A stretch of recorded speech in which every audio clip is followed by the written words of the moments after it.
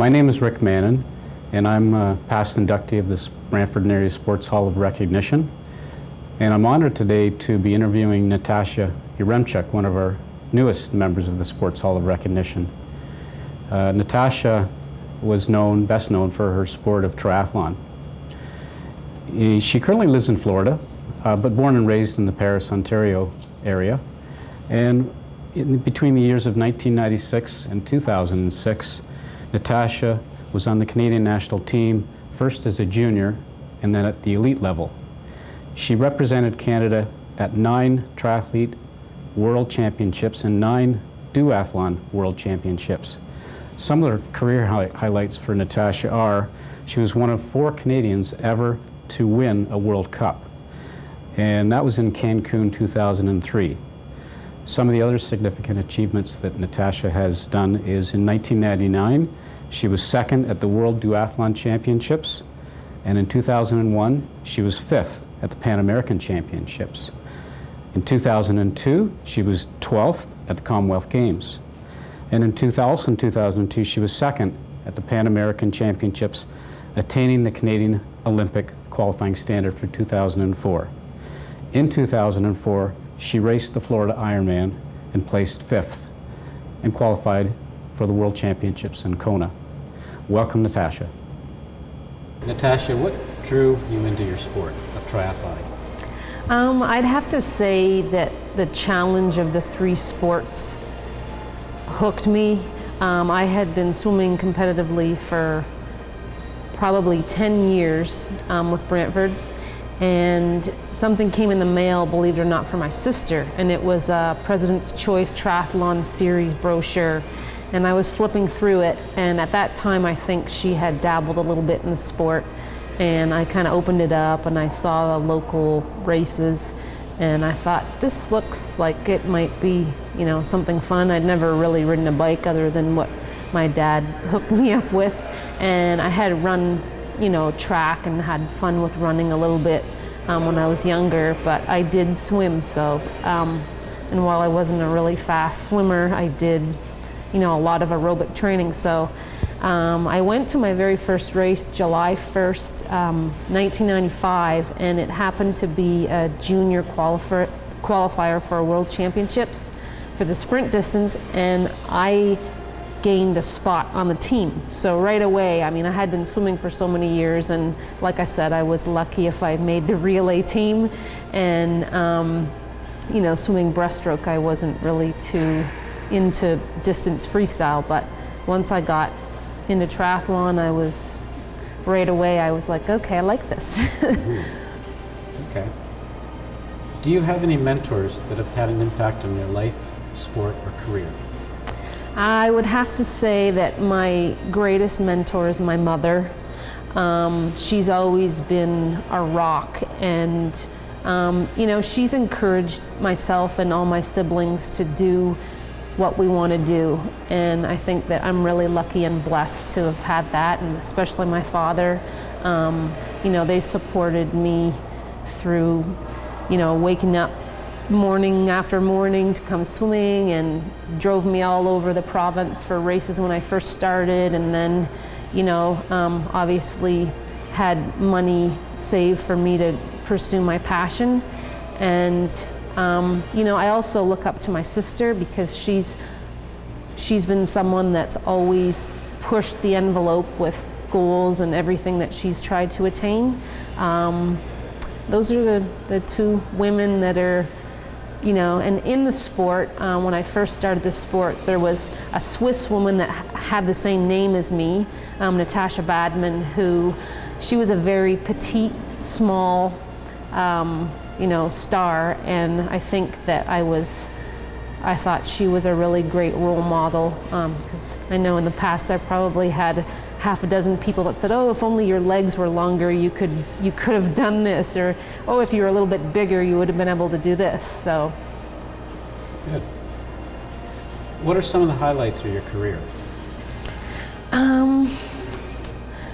Well, I think the one thing that I'm most proud of was would have been my world rank, and I was ranked 9th in the world, and this was 2003, the year prior to the Olympic Games, and I also was the top finishing Canadian woman the 2 World Championships prior to the Games.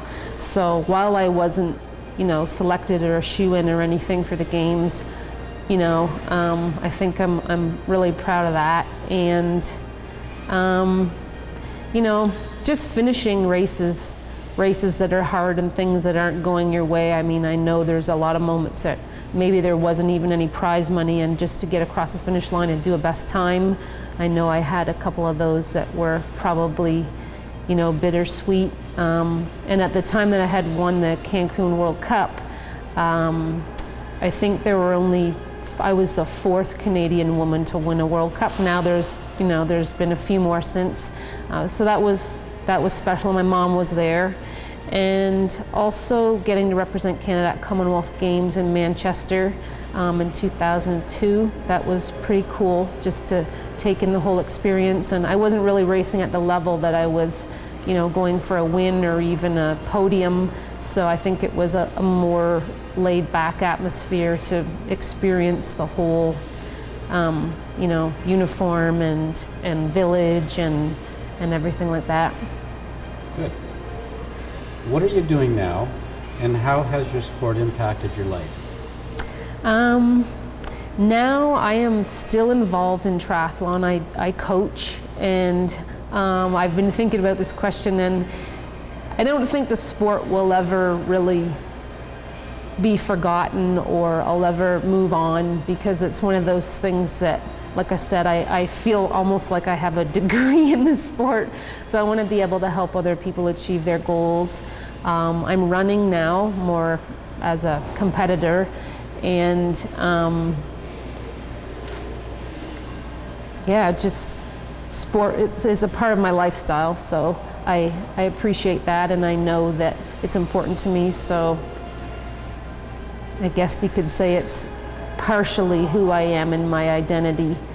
And I think that fitness and sport and even exercise is an important thing in our lives and taking care of ourselves, and so I just so happen to also love it, so I guess that makes it a little bit easier.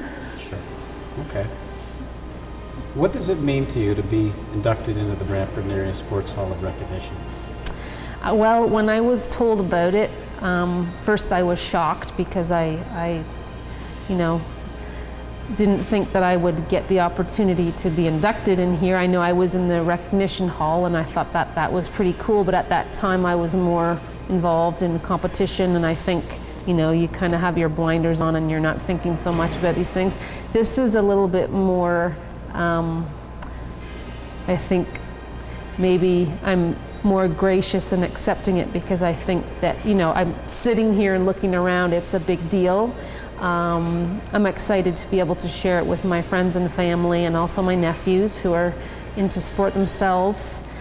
And I think even though it might seem like it's because I'm retired from competition at a professional level, it may seem like a book is closed, but I think that that it's not so much. It's maybe something more to celebrate and hopefully, celebrate and share, as opposed to, okay, I'm done with this and now I'm going to move on. So even though I think being an athlete is like that. You reach the pinnacle, but that doesn't mean that you're done. So I'd like to be able to still do some things for the sport and with the sport. I'm not sure what, but coaching, but also, I don't know, maybe write a book or, something that I would be able to give back. Good. What advice would you share with a young aspiring athlete?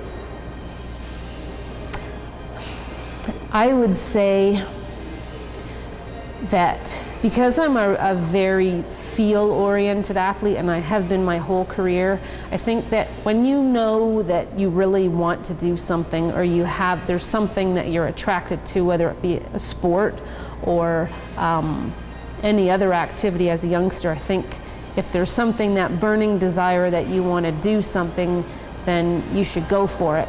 And in my case, I was very fortunate to be from a community that was very supportive, and a family that gave me so many opportunities that, in that part, it was almost easy. It was almost like, well, if I don't do this, that would be silly because there's no reason why I shouldn't. So I didn't have a lot of things in the support network that held me back, whereas I know some young people don't.